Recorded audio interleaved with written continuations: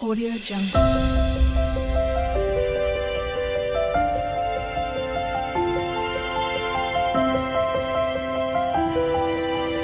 Audio Jungle. గొర్రెదాటు. Mandagiri రాజైన మందవర్మకు ఒక నమ్మకం ఉండేది. తాను ఎంతో సమర్థతతో పరిపాలించటం వల్ల ప్రజల విజ్ఞానవంతులై విచక్షణా జ్ఞానం కలిగి ఉండటం మూలంగా ప్రజా జీవితం శాంతి సౌఖ్యాలతో తులతూగుతున్నదని మందవర్మ తరచూ అనేవాడు.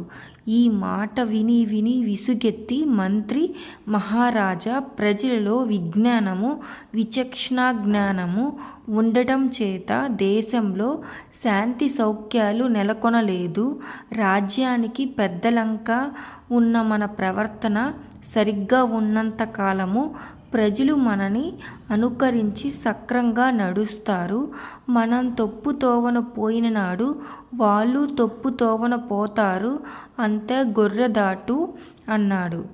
ప్రజలది గొర్రెదాటు అన్నందుకు, తన మాటను తోసిపుచ్చినందుకు కూడా రాజుకు మంత్రి పైన ఆగ్రహం వచ్చింది.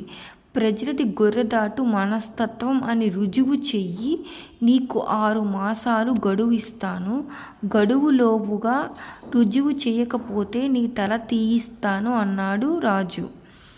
మంత్రి రాజభవనం నుంచి తిన్నగా చెరసాలకు వెళ్ళి మర్నాడే విడుదల కాబోతున్న ఖైదీ ఎవడో తెలుసుకుని వాడితో ఏకాంతంగా మాట్లాడి ఇంటికి వెళ్ళిపోయాడు.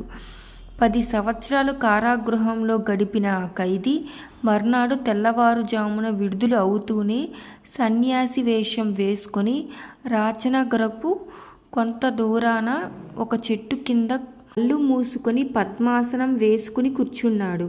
కొంచెం పొద్దెక్కేదాకా ఆగి మంత్రి నగర పర్యవేక్షణ చేసే వంక పెట్టుకుని అటుగా కొద్దిమంది భటులతో వచ్చి సన్యాసికి పాదాభివందనం చేశాడు.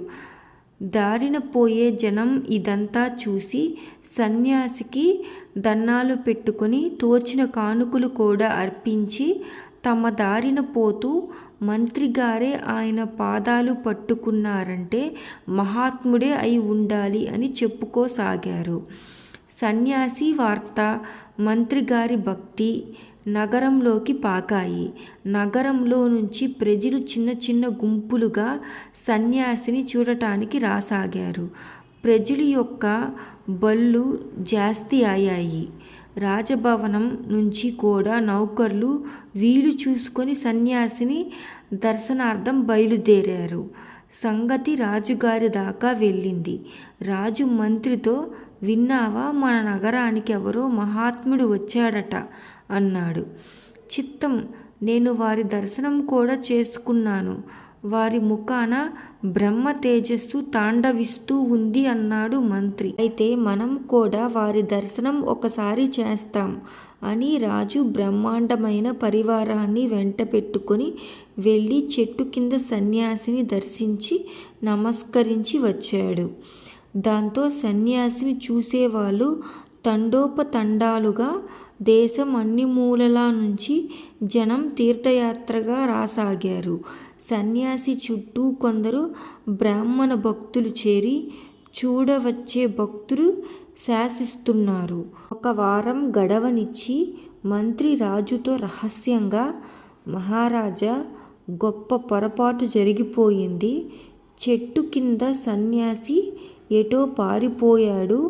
నేను విచారించగా వాడు మన కారాగృహంలో 10 ఏళ్ళు శిక్ష అనుభవించినట్టు తెలిసింది అన్నాడు. ఆ తర్వాత రాజు మంత్రి చెప్పిన గొర్రెదాటు మనస్తత్వం గురించి ప్రస్తావించనే లేదు. ఇదన్నమాట స్టోరీ. మీకు గనక నా వీడియో నచ్చినట్లయితే please like, share, comment and subscribe my channel. Thanks for watching my video.